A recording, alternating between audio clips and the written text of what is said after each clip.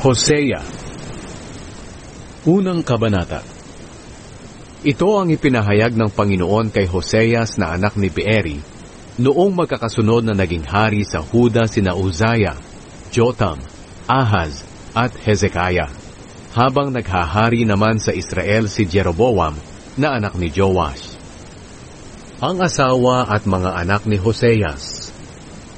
Ito ang unang sinabi ng Panginoon kay Hoseas.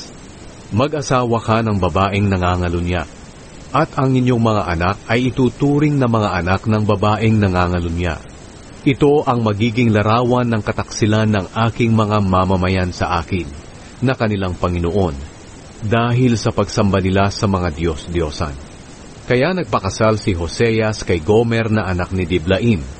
Hindi nagtagal, nabuntis si Gomer at nanganak ng isang lalaki. Sinabi ng Panginoon kay Hoseas, Jezreel ang ipangalan mo sa bata, dahil hindi na magtatagal at parurusahan ko ang hari ng Israel, dahil sa ginawang pagpatay ng ninuno niyang si Jehu sa lungsod ng Jezreel. Wawakasan ko na ang kaharian ng Israel. Sa araw na iyon, ipapalupig ko ang mga sundalo ng Israel doon sa lambak ng Jezreel. Muling nabuntis si Gomer, at nanganak ng isang babae. Sinabi ng Panginoon kay Hoseas, Lo-ruhama ang ipangalan mo sa bata, dahil hindi ko kaaawaan ni patatawarin ng mga mamamayan ng Israel, pero kaaawaan ko ang mga mamamayan ng Huda. Ako ang Panginoon nilang Diyos, ang magliligtas sa kanila sa pamamagitan ng kapangyarihan ko, at hindi sa pamamagitan ng digmaan, ng pana, espada, mga kabayo o mga ngabayo. Nang maawat na ni Gomer si Lo-ruhama sa pagsuso, nabuntis ulit siya at nanganak ng lalaki. Sinabi ng Panginoon kay Hoseas, Lo-ami ang ipangalan mo sa bata, dahil ang mga mamamayan ng Israel ay hindi ko na mga mamamayan, at ako ay hindi na nila Diyos. Pero darating ang araw na kaaawaan ko sila at pagpapalaing. Dadami sila tulad ng buhangin sa tabing dagat, na hindi kayang takalin o bilangin. Sa ngayon ay tinatawag silang, kayo'y hindi ko mga mamamayan. Sila'y tatawaging, mga anak ng Diyos na buhay. Magkakasamang muli ang mga mamamayan ng Huda at ng Israel, at pipili sila ng iisang pinuno. Muli silang uunlad sa kanilang lupain. Napakasaya ng araw na iyon, para sa mga taga-Jezreel. Ikalawang Kabanata. Kaya tawagin ninyo ang inyong kapwa Israelita na aking mga mamamayan, at kinaawaan. Sumama sa ibang lalaki si Gomer. Mga anak, sawayin ninyo ang inyong ina, dahil iniwan na niya ako na kanyang asawa. Sabihin ninyo na dapat tigilan na niya ang pangangalo niya. Kung hindi siya titigil ay huhubaran ko siya, at ang kahubaran niya ay gaya noong siya ay isinilang. Gagawin ko siyang parang disyerto o ilang, at pababaya ang mamatay sa uhaw. At kayong mga anak niya ay hindi ko kaaawaan, dahil mga anak kayo ng babaeng nangangalunya. Nakakahiya ang ginagawa ng inyong inang nagsilang sa inyo. Sinabi pa niya, Hahabulin ko ang aking mga lalaki na nagbibigay sa akin ng pagkain, tubig, telang lana at linen, langis at inumin. Kaya babakuran ko siya ng matitinik na mga halaman para hindi siya makalabas. Habulin man niya ang kanyang mga lalaki, hindi niya maaabutan. Hahanapin niya sila pero hindi rin niya makikita. Pagkatapos sasabihin niya, Babalik na lang ako sa asawa ko. Dahil higit na mabuti ang kalagayan ko noon sa piling niya kaysa sa ngayon. Hindi niya naisip na ako ang nagbigay sa kanya ng mga butil, ng bagong katas ng ubas, langis, at maraming pilak at ginto, na ginawang ribulto ni Baal na kanilang Diyos-Diyosan. Kaya pagdating ng tag-ani, ay babawiin ko ang mga butil at ang bagong katas ng ubas na aking ibinigay. Babawiin ko rin ang mga telang lana at linen na ibinigay ko na sana'y pantakip sa kanyang kahubaran. At ngayon ilalantad ko ang kanyang kahalayan sa harap ng kanyang mga lalaki. at walang makapagliligtas sa kanya mula sa aking mga kamay. Wawakasan ko na ang lahat ng espesyal na araw ng pagsamba na ginagawa niya taon-taon, buwan-buwan at linggo-linggo. Sisirain ko ang mga ubasan niya at mga puno ng igos na ibinayad daw sa kanya ng kaniyang mga lalaki. Gagawin ko itong parang gubat at kakainin ng mga mababangis na hayop sa gubat ang mga bunga nito. Parurusahan ko siya dahil may mga panahong nagsusunog siya ng mga insenso sa Diyos-Diyosang si Baal.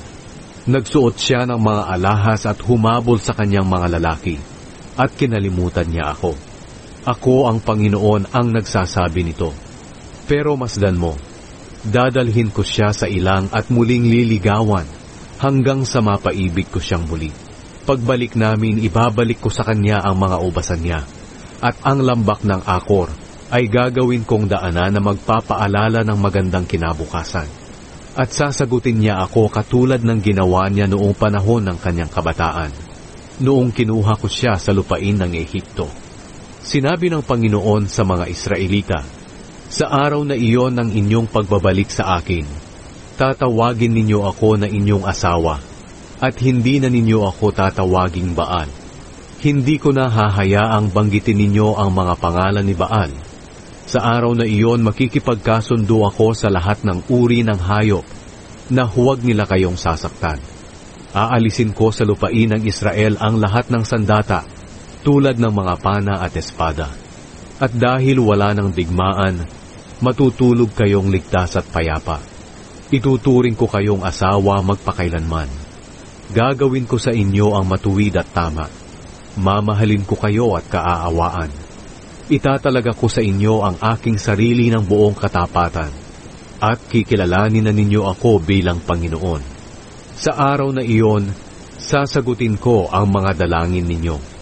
Ako ang Panginoon ang nagsasabi nito. Magpapadala ako ng ulan upang tumubo sa lupa ang mga trigo, ubas, at mga olibo para sa inyo na tinatawag na Jezreel. Patitirahin ko kayo sa inyong lupain bilang mga mamamayan ko. Kaaawaan ko kayong tinatawag na Loruhama at tatawagin ko kayong aking mga mamamayan, kayong tinatawag na Lo-ami. At sasabihin ninyo na ako ang inyong Diyos. Si Hoseas at ang kanyang asawa. 3 Kabanata. Sinabi ng Panginoon sa akin, umalis ka at ipakita mong muli ang pagmamahal mo sa iyong asawa, kahit na nangangalunya siya. Mahalin mo siya katulad ng pagmamahal ko sa mga mamamayan ng Israel, kahit na sumasamba sila sa ibang mga Diyos at gustong maghandog sa kanila ng mga tinapay na may mga pasas. Kaya binili ko siya sa halagang 15 pirasong pilak at 4 na sakong sibada.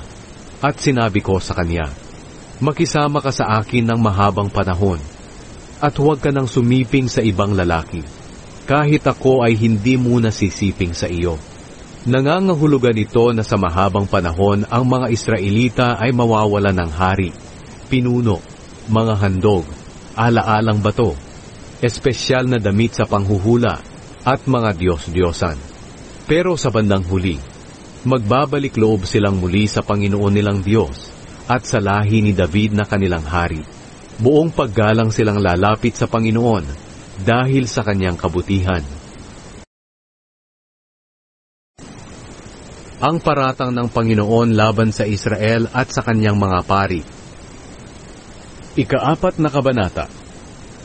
Kayong mga Israelitang naninirahan sa lupain ng Israel, pakinggan ninyo ang paratang ng Panginoon laban sa inyo.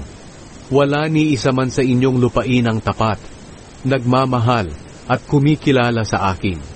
Sa halip, laganap ang paggawa ng masama sa kapwa, pagsisinungaling, pagpatay, pagnanakaw at pangangalunya. Laganap ito kahit saan at sunod-sunod ang patayan. Dahil dito natutuyo ang inyong lupain at ang mga naninirahan doon ay namamatay, pati mga hayop, ang lumalakad, lumilipad at ang lumalangoy. Pero walang dapat sisihin at usigin kundi kayong mga pari. Kayo at ang mga propeta ay mapapahamak sa araw man o sa gabi, pati ang inyong mga ina. Napapahamak ang aking mga mamamayan dahil kulang ang kaalaman nila tungkol sa akin. Sapagkat kayo mismong mga pari ay tinanggihan ang kaalamang ito. Kaya tinatanggihan ko rin kayo bilang mga pari ko. Kinalimutan ninyo ang kautusan ko, kaya kalilimutan ko rin ang mga anak ninyo. Habang dumarami kayong mga pari, dumarami rin ang mga kasalanan ninyo sa akin. Kaya ang inyong ipinagmamalaki ay gagawin kong kahihiyan. Gusto ninyong magkasala ang aking mga mamamayan para makakain kayo mula sa kanilang mga handog sa paglilinis. Kaya kung paano ko parurusahan ang mga mamamayan, parurusahan ko rin kayong mga pari. Parurusahan ko kayo dahil sa inyong mga gawa. Kumakain nga kayo pero hindi kayo nabubusog. Sumasamba kayo sa mga Diyos-Diyosan para magkaanak kayo, pero hindi kayo magkakaanak, dahil itinakwil ninyo ako, upang sumamba sa mga Diyos-Diyosan. Isinusumpa ng Diyos ang pagsamba sa mga Diyos-Diyosan. Mga mamamayan ko, ang bago at lumang alak ay nakakasira ng inyong pangunawa. Sumasangguni kayo sa Diyos-Diyosang kahoy, at ayon na rin sa inyo, sumasagot ito. Iniligaw kayo ng mga espiritong tumutulak sa inyo para sumamba sa mga Diyos-Diyosan. Kaya tinalikuran ninyo ako tulad ng babaeng nangalunya. Naghahandog kayo sa tuktok ng mga bundok at mga burol, sa ilalim ng matataas at mayayabong na mga kahoy, dahil masarap lumilin doon. Kaya ang inyong mga anak na babae ay nakikipagsiping sa mga lalaki, at ang inyong mga manugang na babae ay nangangalunya. Pero hindi ko sila parurusahan sa kanilang ginagawang masama, dahil kayong mga lalaki ay nakikipagsiping din sa mga babaeng bayaran sa templo, at kasama pa nilang naghahandog sa mga Diyos-Diyosan. Kaya dahil kayo'y mga mangmang sa katotohanan, mapapahamak kayo. Mga taga-Israel, kahit na ako'y tinalikuran ninyo tulad ng babaeng nangalunya, huwag na ninyong idamay ang mga taga-Huda. At kayong mga taga-Huda, huwag kayong pumunta sa Gilgal at sa Bet-Aven para sumamba sa akin, o gumawa ng mga pangako sa aking pangalan. Sapagkat matigas ang ulo ng mga taga-Israel, katulad ng dumalagang baka na ayaw sumunod. Kaya paano ko sila mababantayan tulad ng mga tupang nasa pastulan? Sumamba sila sa mga Diyos-Diyosan, kaya pabayaan na lang sila. Pagkatapos nilang uminom ng inuming nakakalasing, nakikipagsiping sila sa mga babae. Gustong-gusto ng kanilang mga pinuno ang gumawa ng mga nakahihiyang bagay.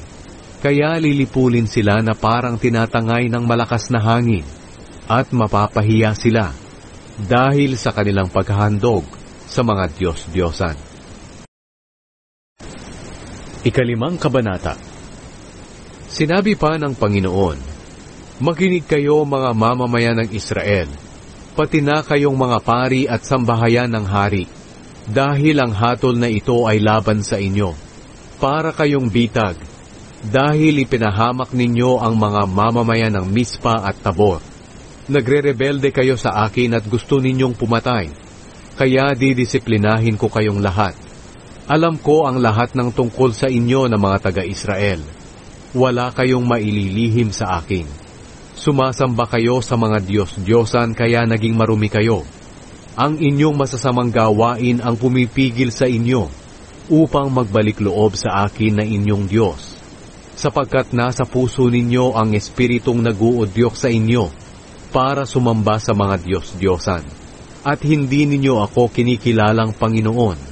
Ang pagmamataas ninyo ay nagpapatunay na dapat kayong parusahan, at dahil sa mga kasalanan nyo, mapapahamak kayo, kayong mga taga-Israel, kasama ang mga taga-Huda. Maghahandog kayo ng mga tupa, kambing at mga baka, sa paglapit ninyo sa akin. Pero hindi ninyo mararanasan ang presensya ko, dahil itinakwil ko na kayo. Nagtaksil kayo sa akin, dahil nagkaanak kayo sa labas. Kaya lilipulin ko kayo at sisirain ko ang lupain ninyo, sa loob lamang ng 1 buwan. Ang labanan ng Huda at Israel. Hipan ninyo ang mga trumpeta, para bigyang babala ang mga tao sa Gibeya at Rama. Iparinig ang sigaw ng digmaan sa Bet-Aven. Magbantay kayo, kayong mga mamamayan ng Benjamin. Mawawasak ang Israel sa araw ng pagpaparusa. Tiyak na mangyayari ang sinasabi ko laban sa mga lahi ng Israel.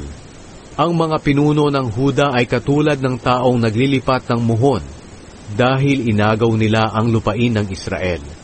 Kaya ibubuhos ko sa kanila ang aking galit na parang baha. Ginigipit at winawasak ang Israel dahil pinarurusahan ko siya, sapagkat patuloy siyang sumusunod sa mga Diyos-Diyosan. Ang katulad ko'y insektong ngumangat-ngat sa Israel at sa Huda. Nang makita ng mga taga-Israel at taga-Huda ang kanilang masamang kalagayan, humingi ng tulong ang Israel sa makapangyarihang hari ng Assyria. Pero hindi ito makakatulong sa kanila, sapagkat sasalakayin kong parang leon ang Israel at ang Huda. Ako mismo ang lilipol sa kanila. Dadalhin ko sila sa ibang bansa, at walang makapagliligtas sa kanila. Pagkatapos babalik ako sa aking lugar, hanggang sa aminin nila ang kanilang mga kasalanan, at sa kanilang paghihirap ay lalapit sila sa akin. Hindi tapat ang pagsisisi ng Israel. Ika-6 na kabanata. Nag-usap-usap ang mga taga-Israel. Sabi nila, "Hali kayo, magbalik loob tayo sa Panginoon. Sinaktan niya tayo, kaya siya rin ang magpapagaling sa atin, para tayong mga patay na agad niyang bubuhayin. Hindi magtatagal at ibabangon niya tayo para mamuhay sa kanyang presensya. Pagsikapan nating makilala ang Panginoon. Siya'y tiyak na darating, kasintiyak ng pagsikat ng araw. Darating siya na parang ulan na didilig sa mga lupain." Pero sinabi ng Panginoon, "O Israel at Huda, ano ang gagawin ko sa inyo? Ang pag-ibig ninyo sa akin ay parang ambon o hamog sa umaga, na madaling mawala. Kaya nga binalaan ko kayo sa pamamagitan ng mga propeta, na kayo'y mapapahamak at mamamatay. Hahatulan ko kayo na kasimbilis ng kidlat, sapagkat hindi ang inyong mga handog ang nais ko, kundi ang inyong pagmamahal. Mas nanaisin ko pang kilalanin ninyo ako, kaysa sa mag-alay kayo ng mga handog na sinusunog. Pero tulad ni Adan, sinira ninyo ang kasunduan natin. Nagtaksil kayo sa akin diyan sa inyong lugar. Ang bayan ng Gilead ay tirahan ng masasamang tao at mga mamamatay tao. Ang inyong mga pari ay parang mga tulisan na nag-aabang ng kanilang mabibiktima. Pumapatay sila sa daang patungo sa Shechem at gumagawa ng marami pang nakakahiyang gawain.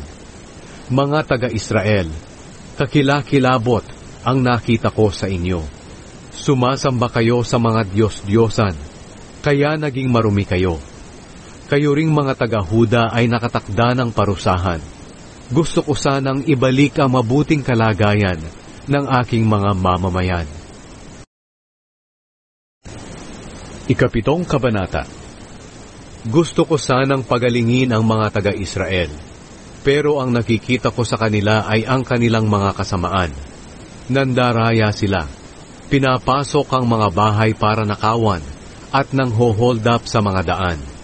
Hindi nila naiisip na hindi ko nakakalimutan ang kanilang mga kasamaan. Hanggang ngayon ay nakatali pa sila sa kanilang mga kasalanan, at nakikita kong lahat ito. Napapasaya nila ang kanilang hari at mga pinuno sa kanilang kasamaan at kasinungalingan. Lahat sila'y mga taksib, para silang mainit na pugon, na ang apoy ay hindi na kailangang paningasin ng panadero mula sa oras ng pagmamasa ng harina hanggang sa ito'y umalsa. Nang dumating ang kaarawan ng kanilang hari, nilasing nila ang mga opisyal nito, at pati ang hari ay nakipag-inuman na rin sa kanyang mga mapanghusga na mga opisyal. At habang papalapit sila sa hari at sa kanyang mga opisyal para patayin, nagniningas ang kanilang galit na parang mainit na pugon.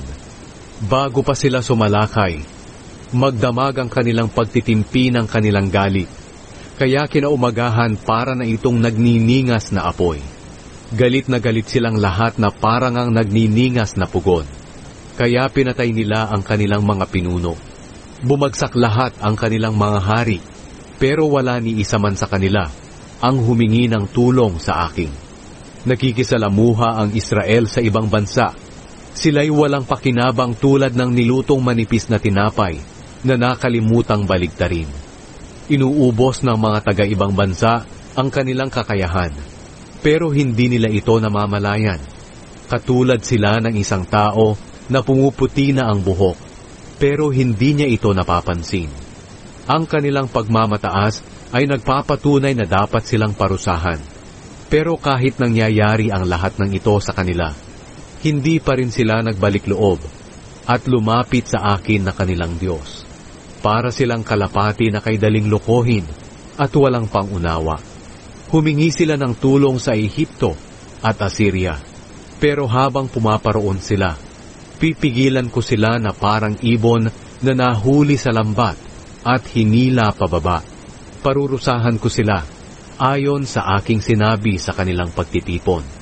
Nakakaawa sila dahil lumayo sila sa akin. Lilipulin ko sila dahil naghimagsik sila sa akin. Gusto ko sana silang iligtas, pero nagsalita sila ng kasinungalingan tungkol sa akin. Hindi tapat ang kanilang pagtawag sa akin. Umiiyak sila sa kanilang mga higaan at sinasaktan ang sarili, habang humihingi ng pagkain at inumin sa mga Diyos-Diyosan. Dinisiplina ko sila upang maging matatag, pero nagbalak pa rin sila ng masama laban sa akin. Lumapit sila sa mga bagay na walang kabuluhan, para silang panang baluktot na walang silbi. Mamamatay sa digmaan ang kanilang mga pinuno, dahil wala silang galang kapag nagsasalita. At dahil dito, hukutyain sila ng mga taga-Ehipto. Pinarusahan ng Diyos ang Israel dahil sa kanilang pagsamba sa mga Diyos-Diyosan. 8 Kabanata. Hipan ninyo ang trumpeta upang bigyang babala ang aking mga mamamayan, ang Israel na itinuturing kong tahanan. Nalulusubin sila ng kalaban na kasimbilis ng agila, sapagkat sinira nila ang kasunduan ko sa kanila, at nilabag nila ang aking kautusan. Nagsusumamo sila sa akin. Diyos ng Israel, kinikilala ka namin. Pero itinakwil nila ang mabuti, kaya hahabulin sila ng kanilang kalaban. Pumili sila ng mga hari at mga opisyal na hindi ko pinili. Gumawa sila ng mga Diyos-Diyosan mula sa kanilang mga pilak at ginto. At ang mga ito ang nagdala sa kanila sa kapahamakan. Itinatakwil ko ang Diyos-Diyosang baka ng mga taga-Samaria. Galit na galit ako sa kanila. Hanggang kailan sila mananatiling marumi? Ang Diyos-Diyosang baka ng Samaria ay ginawa lamang ng mga platero na taga-Israel. Hindi iyon Diyos. Tiyak na dudurugin iyon. Para silang naghahasik ng hangin at nag-aani ng buhawi. Para ring trigo na walang uhay, kaya walang makukuhang pagkain. At kung mamumunga man, taga-ibang bansa naman ang lalamon nito. Ang Israel ay parang nilamon ng ibang bansa. At ngayong nakikisalamuha na siya sa kanila, para na siyang kasangkapang walang silbi, para siyang asnong gubat, na nag-iisa at naliligaw. Humingi siya ng tulong sa Assyria, binayaran niya ang kanyang mga kakamping bansa, para ipagtanggol siya. Pero kahit na nagpasakop siya sa mga bansang iyon, titipunin ko ngayon ang kanyang mga mamamayan, at parurusahan. At magsisimula na ang kanilang paghihirap sa pang-aapi ng isang hari at ng mga opisyal niya. Nagpagawa nga sila ng maraming altar para sa mga handog sa paglilinis, pero doon din sila gumawa ng kasalanan. Marami akong ipinasulat na kautusan para sa kanila, pero ang mga ito'y itinuring nilang para sa iba at hindi para sa kanila. Naghahandog sila sa akin at kinakain nila ang karneng handog, pero hindi ako nalulugod sa kanila. At ngayon aalalahanin ko ang kanilang kasamaan, at parurusahan ko sila, dahil sa kanilang mga kasalanan. Babalik sila sa Ehipto. Kinalimutan ng mga taga-Israel ang lumikha sa kanila. Sila at ang mga taga-Huda ay nagtayo ng mga palasyo at maraming napapadirang bayan. Pero susunugin ko ang kanilang mga lungsod at ang matitibay na bahagi nito. Ang parusa sa Israel. Ikasyam na kabanata. Sinabi ni Hoseas, "Kayong mga taga-Israel, tigilan na ninyo ang inyong mga pagdiriwang, katulad ng ginagawa ng mga taga-ibang bansa, sapagkat sumasamba kayo sa mga Diyos-Diyosan at lumalayo sa inyong Diyos. Kahit sa anggiikan ng trigo ay ipinagdiriwang ninyo ang mga ani, na itinuturing ninyong bayad sa inyo ng mga Diyos-Diyosan dahil sa inyong pagsamba sa kanila. Pero sa bandang huli mauubusan kayo ng mga trigo at bagong katas ng ubas. Lilisanin ninyo ang Israel, ang lupain ng Panginoon, at babalik kayo sa Ehipto. At ang iba sa inyo ay pupunta sa Assyria, at doon ay kakain kayo ng mga pagkaing itinuturing ninyong marumi. Hindi na kayo papayagang maghandog ng inumin sa Panginoon. Maghandog man kayo ng mga handog, ay hindi rin siya malulugod. At ang sino mang kumain ng mga handog na iyan, ay ituturing na marumi, dahil katulad ito ng pagkain sa bahay ng namatayan. Ang inyong mga pagkain ay para lamang sa inyong sarili, at hindi maaaring ihandog sa templo ng Panginoon. Kung ganoon, ano ngayon ang inyong gagawin kapag dumating ang mga espesyal na araw ng pagsamba o mga pista upang parangalan ng Panginoon?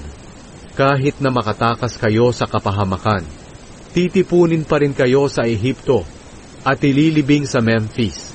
Matatakpan ng mga damo at matitinik na halaman ang inyong mga mamahaling kagamitang pilak at ang inyong mga tolda. Mga taga-Israel, dumating na ang araw ng inyong kaparusahan, ang araw na gagantihan kayo sa inyong mga ginawa, at tiyak na malalaman ninyo na dumating na nga ito. Sinasabi ninyo, ang propetang iyan ay hangal, isang lingkod ng Diyos na nasisiraan ng ulo. Sinasabi ninyo iyon dahil marami na kayong mga kasalanan at galit kayo sa akin.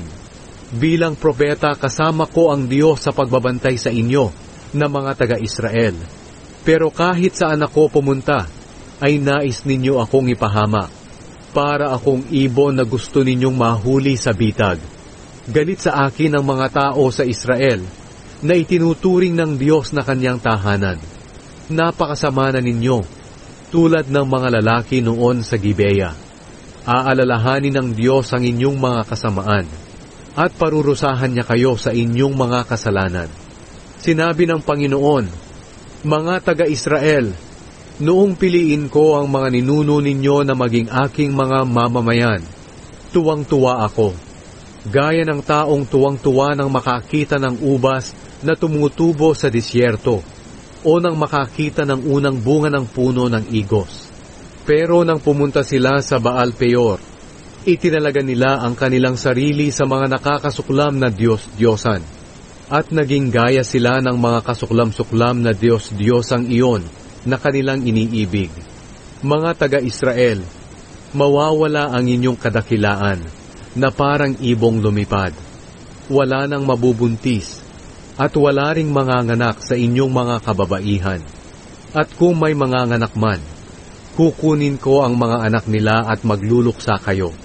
Nakakaawa naman kayo kapag iniwan ko na kayo. Ang tingin ko sa inyo noon ay parang palmang tumutubo sa matabang lupa. Pero ngayon, kailangang dalhin ninyo ang inyong mga anak sa digmaan para mamatay. Sinabi ni Hoseas, Panginoon, ganoon nga po ang gawin nyo sa inyong mga mamamayan. Loobin nyo pong hindi magkaanak at makapagpasuso ang mga kababaihan nila. Sinabi ng Panginoon, ang lahat ng kasamaan ng aking mga mamamayan ay nagsimula sa Gilgal.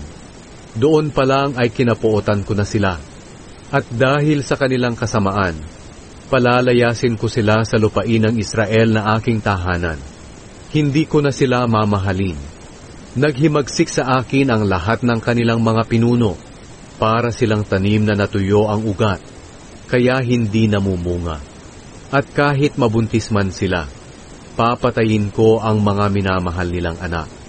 Sinabi ni Hoseas, itatakwil ng aking Diyos ang mga taga-Israel, dahil hindi sila sumunod sa Kanya, kaya mangangalat sila sa iba't ibang bansa. 10 Kabanata.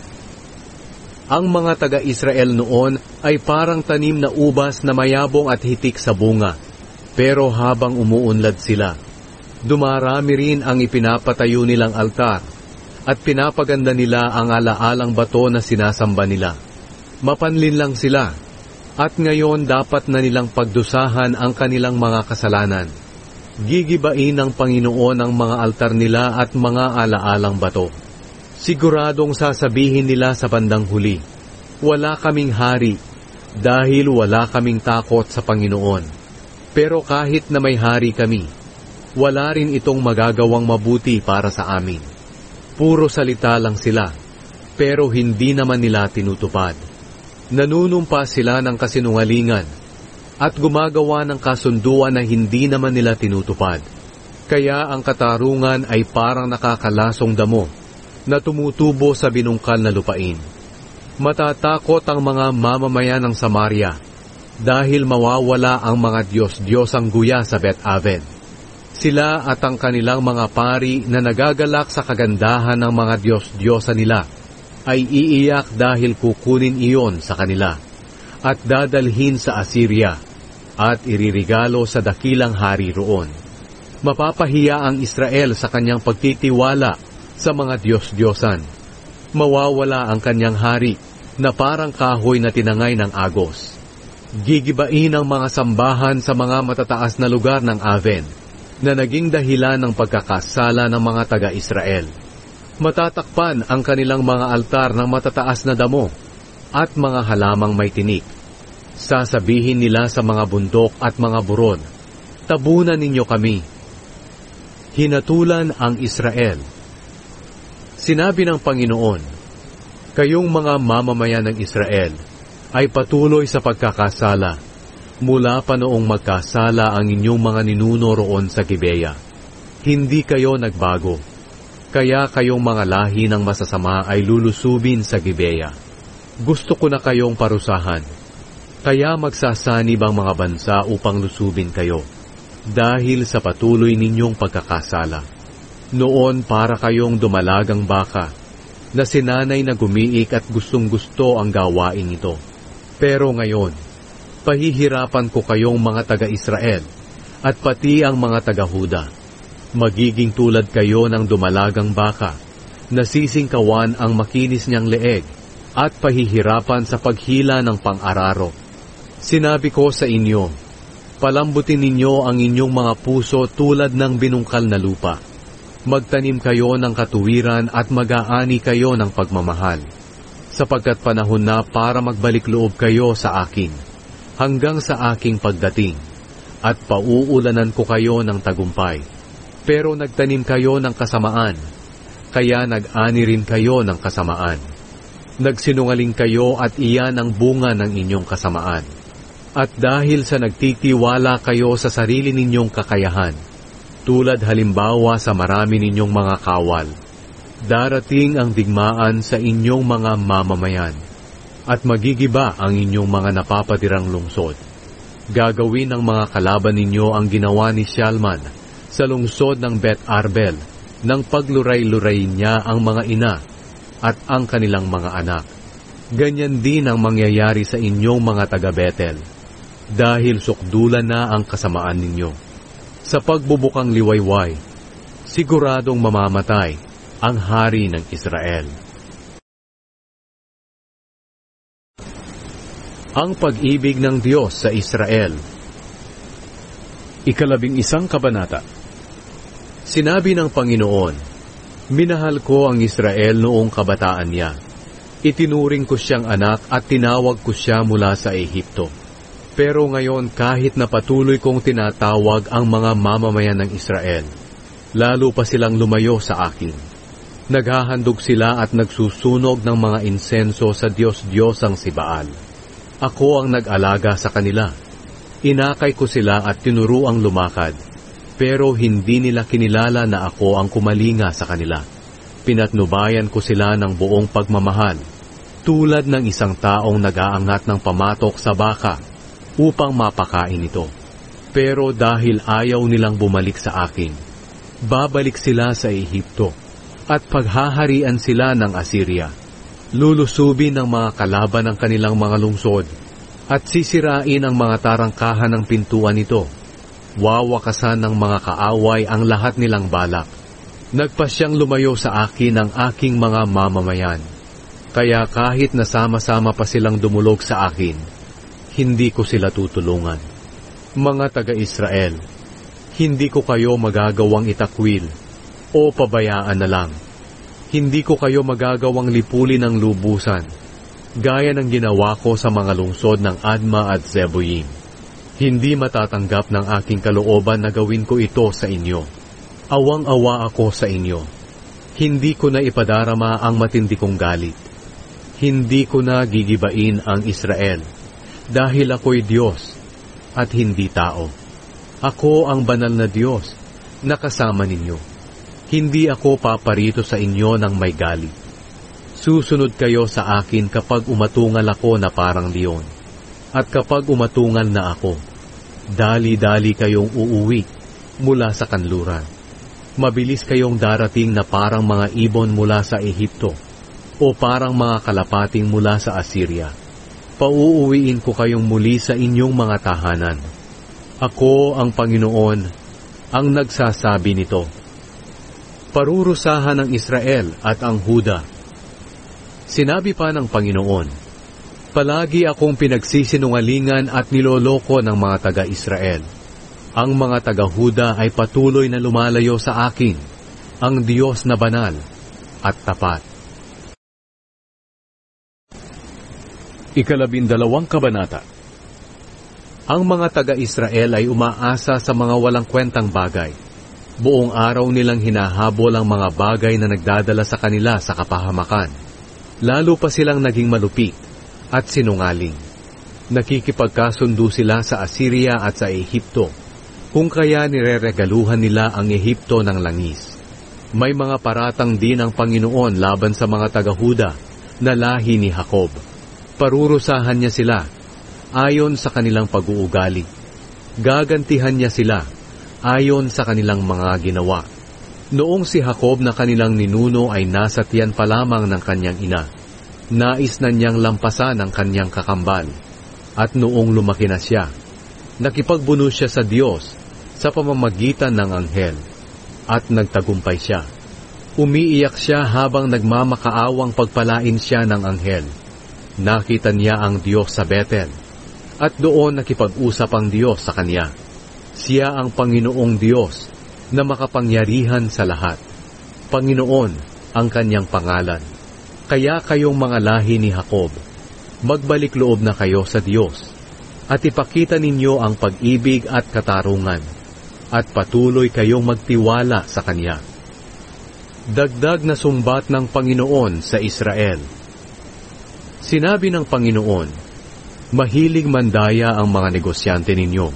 Gumagamit sila ng mga timbangang may daya. Nagyayabang pa kayong mga taga-Israel at sinasabing, nakapag-ipon kami ng kayamanan at napakayaman na namin ngayon. Walang makapagsasabing yumaman kami sa masamang paraan dahil kasalanan ang gawin iyon. Kaya ako ang Panginoon ninyong Diyos na naglabas sa inyo sa Ehipto ay nagsasabi, patitirahin ko kayong muli sa mga kubol, gaya ng ginagawa ninyo noon sa panahon ng pista ng pagtatayo ng mga kubol. Nakipag-usap ako sa mga propeta at binigyan ko sila ng maraming pangitain. Sa pamamagitan nila nagbabala ako sa inyo na mapapahamak kayo. Pero patuloy pa rin ang mga taga-Gilead sa kanilang kasamaan, at sila ay naging walang kabuluhan. At ang mga taga-Gilgal naman ay naghahandog ng mga toro sa kanilang mga Diyos-Diyosan. Kaya gigibain ang kanilang mga altar, at ito'y magiging bunton ng mga bato na kinuha sa inararong bukirin. Tumakas si Jacob at pumunta sa Aram, at doon naglingkod bilang pastol para magkaasawa. Sa pamamagitan ng propetang si Moises, inilabas ko kayong mga Israelita sa Ehipto at tinalagaan. Dahil marami kayong pinatay, ginalit ninyo ako na inyong Panginoon. Kaya parurusahan ko kayo at pagbabayarin sa paglapastangan ninyo sa akin. 13 Kabanata. Noong una, kapag nagsalita ang lahi ni Ephraim, nanginginig sa takot ang ibang mga lahi ng Israel dahil tinitingala nila ang lahi ni Ephraim. Pero nagkasala ang mga mamamayan nito dahil sumamba sila sa Diyos-Diyosang si Baal. Kaya nga namatay sila. Hanggang ngayon kayo na tinatawag na Ephraim ay patuloy pa rin sa paggawa ng kasalanan. Gumagawa kayo ng mga Diyos-Diyosan mula sa inyong mga pilak upang sambahin. Pero ang lahat ng ito ay gawa lamang ng tao at ayon lang sa kanyang naisip. Sinasabi pa ninyo na maghahandog kayo ng tao sa mga Diyos-Diyosang baka at hahalik sa mga ito. Kaya mawawala kayo gaya ng ulap sa umaga o hamog, o gaya ng ipa sa giikan na tinatangay ng hangin, o ng usok na lumalabas sa tsimeneya. Ako ang Panginoon na inyong Diyos, na naglabas sa inyo sa Ehipto. Wala kayong kikilalaning Diyos at tagapagligtas, maliban sa akin. Kinalinga ko kayo roon sa disyerto, sa tuyong lupain, pero pagkatapos ko kayong pagpalain at paunlarin, naging mapagmataas kayo, at kinalimutan na ninyo ako. Kaya sasalakayin ko kayo, at lalapain tulad ng ginagawa ng mabangis na hayop sa kanyang biktima. Lalapain ko kayo gaya ng ginagawa ng leon, at ng osong inagawan ng anak. Babantayan ko kayo sa daan, at sasalakayin tulad ng hayop na leopardo. Pupuksain ko kayong mga taga-Israel, dahil ako na nagligtas sa inyo ay kinalaban ninyo. Nasaan na ngayon ang mga hari at mga pinuno, na sa tingin ninyo'y magliligtas sa inyo? Hiningi ninyo sila sa akin, sa pag-aakalang maliligtas nila kayo. At sa galit ko sa inyo'y ibinigay ko nga ang mga ito.